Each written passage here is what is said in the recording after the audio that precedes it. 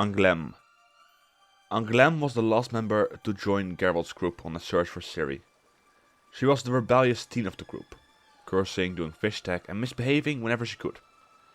Yet behind all that is a person that cares about her friends. She, just like Ciri, was born in Sintra. Her mother was a noblewoman by birth. The name of her house not known, yet we don't know that their sigil depicted a white cat. Her mother's birth would have meant that Angoulême would have lived comfortably among the nobles. Yet this was not the case, as she was born outside of wedlock. The family saw Angoulême as a disgrace, a shame, a stain on their house, and thus they gave her to some distant relatives to take care of. Her mother would visit her from time to time, until she suddenly stopped. This didn't sit well with Angoulême, as she saw it as a confirmation that her mother didn't care about her. Sometime later, everything turned upside down for Angoulême, as the war with Nilfgaard broke out. The family with whom she was staying lost all their possessions and their house.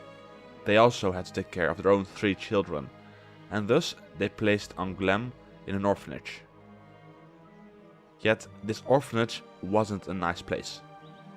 It was run by priests, who used the orphanage as a brothel for perverted guests to have their way with small boys and girls. Angoulême, who was 15 at the time, was considered too old for most guests, yet there was at least one who did have his way with her there. She got to know a few of the other orphans there, 1 girl and 5 boys, all from around her same age. They heard the legends and tales of the renowned bandits, and they wanted to live that life for themselves, to be free and not used by old men for their needs. The 7 of them prepared to escape. They got some knives from the kitchen and sharpened them. They also got their hands on some clubs, which they made from the legs of a chair. They waited until a few guests arrived so they could steal their money and horses. Once 2 of them arrived, they tried to pull off their plan. However, everything didn't go as planned. They killed the 2 customers, as well as 3 of the priests, and a stable boy who didn't run but instead fought them over the horses. They now had their horses and money, yet they needed to escape, and the guards refused to give them the key to the gate. So they burned the gatehouse down, forcing him to go outside to them. They spared him once he gave them the keys. They wanted to be good and benevolent bandits, only killing those that refused them or didn't cooperate. While roaming around and being bandits, they had some good times and some bad times. They often went hungry and had to resort to eating some strange food.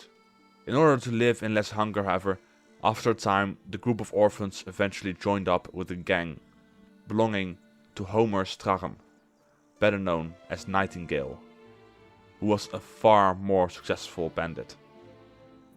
This gang stood in contact with Sheru, a servant of Vilgefortz. At some point, Angoulême, and a few of the ones she had met in the orphanage, decided they had enough of Nightingale and his gang, and left, stealing some of his valuable gems and pearls. Yet not without problems. Nightingale was furious with her and wanted her dead. He almost got what he wanted, when Angoulême and her friends walked into an ambush set by the local Nilfgaardian governor. She was the only one that survived the ambush, out of her group. The only reason they spared her was to extract information out of her and then kill her. She told the man, named Fulco Artevelde, everything she knew about Nightingale's gang, and what they were up to. It was at this time when Geralt was also there. And it was here where he and Angoulême first met. A detail I might want to mention here, before I get to this part, is that Angoulême kind of looked like Ciri. There were some clear differences, but if someone didn't know it, they could easily mistake them for each other. Bring her in, he ordered soldiers who had appeared at his signal. Geralt calmed himself with several breaths, for suddenly a certain thought made his heart race and his adrenaline flow.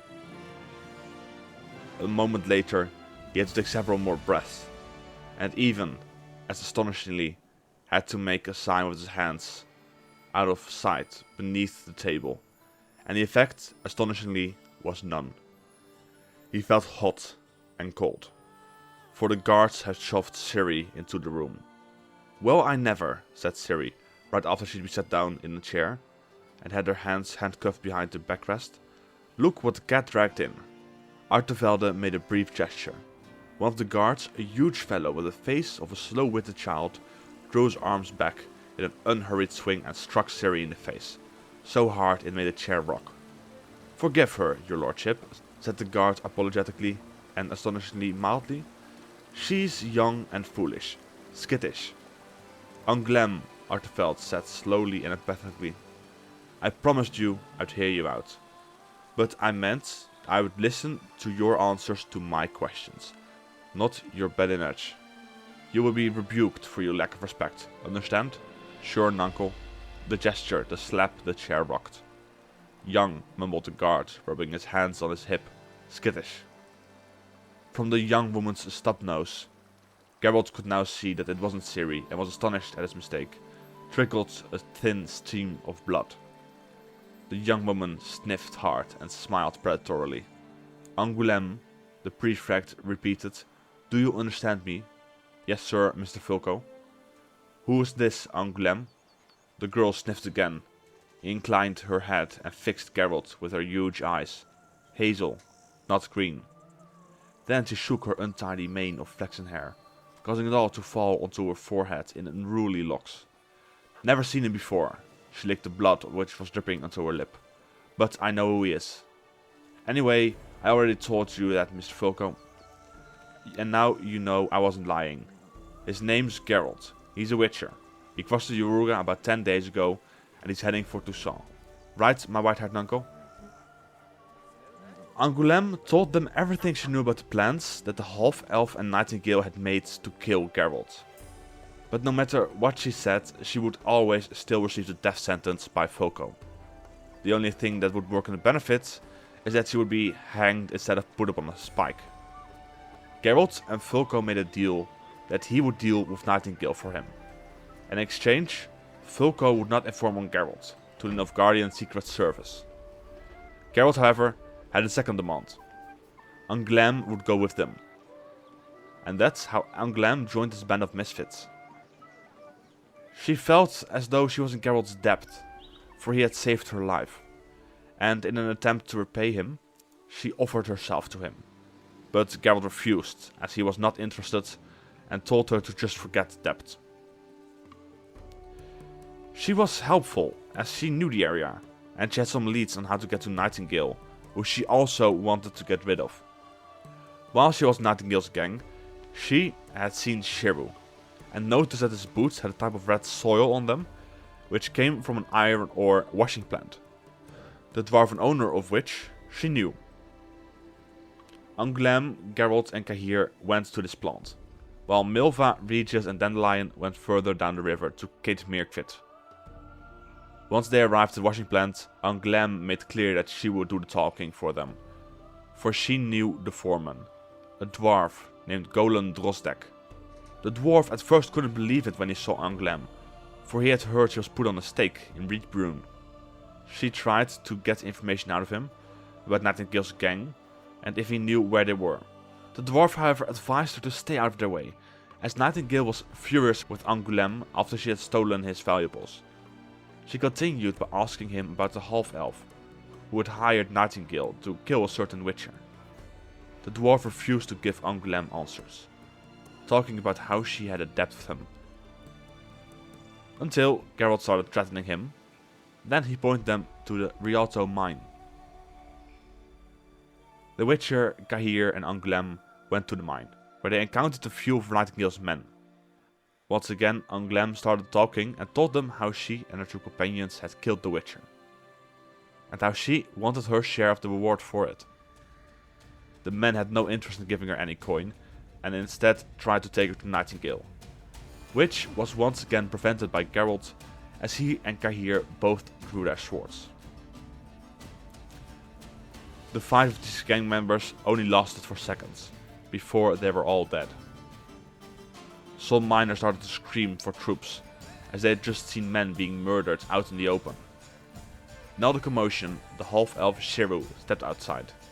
He didn't believe that they could have killed the Witcher, until he saw what they just did to those men. Shiru invited them in to discuss business. He offered to pay Angoulême 50 florins. For the rest, which had been paid to Stragan, Nightingale, was not likely to be given back. Shiru was suspicious about how they killed the Witcher and if they had proof. He knew something was up, but he played along. They tried to convince Shiru that the Witcher was dead by handing Geralt's medallion over to him as proof. He pulled out a few papers for payments and asked Angoulême to come over to him. She did, almost blinded by the prospect of coin. Once she leaned on the table, Shiru grabbed her by the hair and pulled a knife up to her throat, demanding that Geralt and Cahir would drop the swords, or else he would kill Angoulême. At the same time, Nightingale's gang and a group of corrupt Nilfgaardians stood outside, forcing Geralt and Cahir to surrender. They were taken captive, and Nightingale tried to interrogate Angoulême about the locations of the items she had stolen from him. When he learned that the one-eyed Fulco had them, he became angrier and started to look like a frog. He ordered his men to sharpen a pole so that he could impale Angoulême on it. In the meantime, while they were preparing the stake on which they were to put Angoulême, the Free Slopes fighters attacked, bombs and arrows flying all around. In the commotion, Geralt, Cahir and Angoulême escaped. She went after Nightingale and slashed at him, missing his throat but cutting his cheek almost down to the teeth. She tried to go for a finishing attack, but unfortunately for her, a bomb went off right between them. A lot of the bandits died by the arrows. There was chaos and fire everywhere. Horses were panicking and on the loose. Geralt, Cahir and Angoulême each grabbed one. At the same time, Shiru and Nightingale were calling their men to their position, trying to fend off the fighters using their crossbows. Shiru had gathered a group around him and was yelling and ordering them to shoot their crossbows. Geralt slapped his horse on the rump with the flat of his sword, ready for a suicidal charge. Shiru had to die. Nothing else meant anything or mattered. Cahir meant nothing. Angoulême meant nothing. "Geralt!" Angoulême yelled. "Help Cahir!" He came to his senses and was ashamed. Geralt helped Cahir up, supported him. Cahir wiped his eyes with a sleeve, and the blood instantly poured over him again. "It's nothing, a scratch," his voice shook. "Ride, Witcher. Follow Angoulême. Ride." They rode away as fast as they could, yet Geralt's horse couldn't handle it, and after some time it collapsed. Cahir was injured. A thrown axe from one of the quarrymen had cut the skin of his forehead and temple. He wasn't in a state where he could ride further, and Geralt's horse, because it was down as well, forced them to stay there.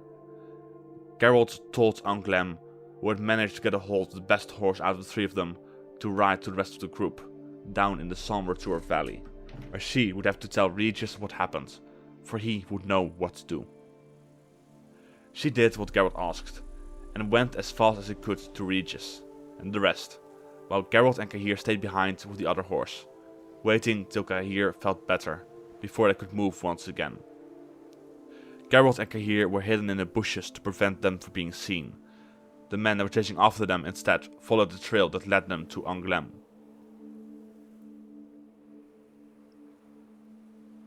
She did what Geralt asked, and went as fast as she could to Regis and the rest of the gang. Geralt and Cahir stayed behind with the other horse, waiting till Cahir felt better before they could move once again. Angoulême made haste to get to them as fast as she could. Once she arrived, she told Regis everything.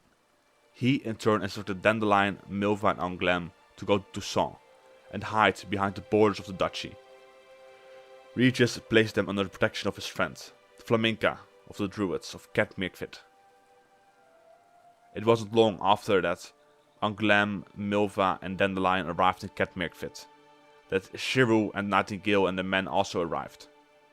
They fought their way through pilgrims that were heading to the forest.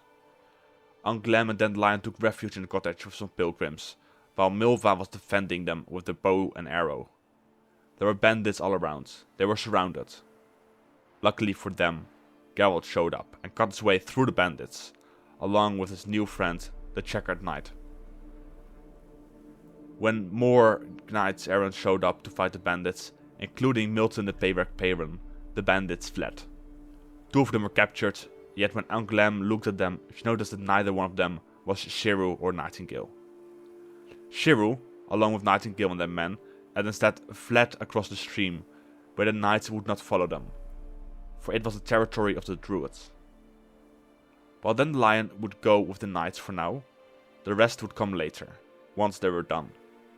Geralt, Milva and Angoulême rode into the territory of the druids, for she wanted her vengeance on Nightingale, and Geralt wanted to have a word with Shiru. They couldn't go far into the druids' land before they saw something that they couldn't believe. Giant tree creatures that had prisoners in their branches. The tree was moving towards them. Geralt told them to run, because he was injured with his knee, but they wouldn't leave him behind. Angoulême tried to help pick him up, but before they could do anything, the beast caught them in its branches. They were taken to the druids, where they saw Shiru and Nightingale in a large wicker cage, the shape of a human. Geralt shouted to the Flaminga to tell them who she was, to which she responded by ordering the beast to put down Geralt, Milva and Angoulême.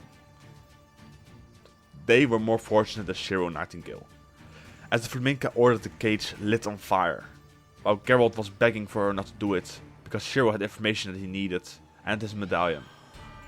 Shiru and Nightingale were burned to death. Angoulême would no longer have to run from them, or be afraid what they could do to her, for they are no more. As the fire calmed down, after a while, Angoulême went to Geralt, asked him what he would do, now that his medallion was lost to the flames, to which he told her that he was no longer a Witcher. For a while they stayed with the druids, who helped patch up the injured Cahir back up, before they went on their way to Toussaint, where they had been invited by the Duchess, Anna Henrietta. They decided that taking a short break would do no harm, for they were tired and injured. And so they went to Toussaint. Angoulême looked forward to Toussaint, finding a place where she wouldn't be hungry, where she could feast and relax for a bit. Even though she didn't really like the wine, and she preferred the cheaper stuff, because it was easy to get drunk on. It seemed she enjoyed herself at Toussaint. There were many things that surprised her there, like the noble knights were all standing in the line to get paid from the ducal treasury, for she had thought they were all just doing it out of their kindness of their hearts. Although Angoulême had to reduce and stop cursing for a while, because they were often in the presence of the Duchess, she still seemed to enjoy herself. She got a lot of attention from young knights, who were laughing at her foolish jokes. Even though she enjoyed Toussaint, after 2 months she began to feel like something was off about the place, and started to get a desire to leave as fast as possible. The time eventually came. Geralt learned of the location of Vilgefortz and wanted to set out, at once, no matter how bad the weather in the mountain passes would be. Geralt, Regis, Cahir, Milva and Angoulême went on their way out of the duchy, yet before they left the borders, Dandelion came rushing to them, to give them some coin he had stolen from Anna Henrietta. They hugged each other one last time, and said their farewells to Dandelion, who went back to Beauclair. As they went through a blizzard on their exit out of the duchy, Angoulême noticed horse tracks in the snow, indicating that someone had been there recently. She was sure it was a horse, even though some others doubted her at first. Geralt decided to follow the tracks, to see if there's a shelter nearby. The tracks however ended after a short bit, for unbeknownst to them, Ciri had been there on her jumps, right before they were there. As they couldn't follow the horse tracks, they went back on a journey to the Malheur Pass. They went through the pass, across the Makdaira plains, to Ebbing, to Stygia Castle. Once they finally arrived at the castle, Geralt demanded that the men standing there would open the gate for him. And they did. The one who opened the gate was cut down by Angoulême. Cahir was ready to strike down another man named Boreas Munn, who worked for Stefan Skellen. Yet Geralt told him not to save blood and time. Geralt told his gang to go in a certain direction. However, Boreas told them that was a dead end and that should instead go up the staircase to save Ciri. Geralt thanked him. Seconds later, out of all the men that were there, only Boreas was alive. The rest had presumably been killed by Regis. While they stormed the castle, Angoulême attacked a suit of armor she had mistaken for a guard, roaring with laughter once she realized her mistake. But there was no time for laughter, as they had to go and save Ciri. Once they dashed into the cloister, archers stood at the ready. While the group of them quickly took cover, Angoulême got hit by an arrow which passed through the muscle in her arm. They were stuck and couldn't move without getting shot. Milva shot arrow after arrow into the soldiers. One by one they fell, until it was safe for the group to run. Geralt, Cahir and Angoulême ran. Yet there was one more archer that dared to challenge Milva. They both released their bowstrings at the same time.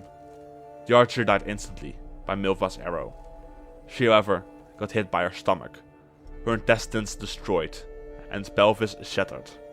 As she fell to the floor, the other archers that were afraid of Milva came out of hiding and started firing again. The group had to run as they saw Milva dying. "Auntie!" hauled Angoulême. "Auntie, don't die!" Milva uttered her last words and died. As Angoulême and Cahir made their way through the castle, they eventually came across Ciri, who was scared of Cahir. Yet to Ciri's surprise, he didn't grab her, and instead he helped her alongside Angoulême to fight the lackeys that were chasing Ciri. Angoulême rushed to close the door, yet before she could succeed, she was stabbed by a pilum in her thigh, and she fell to her knees. Angoulême was injured, badly injured. They were not safe, as Leo Bonhart approached them. Ciri told Cahir and Angoulême to flee, yet Cahir had different plans. He stayed behind and fought Bonhart, so that Angoulême and Ciri could flee. He gave them some time, but he was no match for Bonhart. The two girls were running until Angoulême couldn't run anymore. She had lost too much blood. The girl was white as a sheet. Ciri threw herself on her knees beside her, pulled up her scarf and then to her belt, to apply tourniquets, but the wound was too severe and too near her groin. The blood kept dripping. The girl grasped her by the hand, her fingers as cold as ice. "Ciri." "Yes, I'm Angoulême. I didn't believe we'd find you, but I followed Geralt, because it's impossible not to follow him, isn't it?" "It is. That's how he is. We found you and rescued you, and Virgilla mocked us. Tell me." "Don't say anything, please. Tell me." Angoulême was moving her lips slower and slower with greater difficulty. "Tell me. You're a queen, aren't you? In Sintra? We'll be in good graces, won't we? Will you make me a countess? Tell me. But don't lie, can you? Tell me." "Don't say anything. Save your strength." Angoulême sighed, suddenly leaned forward and rested her brow against Ciri's shoulder. "I knew," she said quite clearly. "I knew that a brothel in Toussaint would be a better fucking way of making a living." A long, long time passed before Ciri realized she was holding a dead girl in her arms. Angoulême was buried alongside Cahir and Milva outside of Stega Castle. Angoulême lived her life as an outcast, rejected by most, never really home until she found a new family with the Witcher and his Hansa. She found purpose in her life and died fighting for that goal.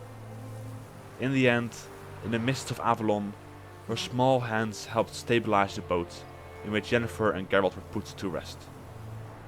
That was it for Angoulême. Till next video. Bye.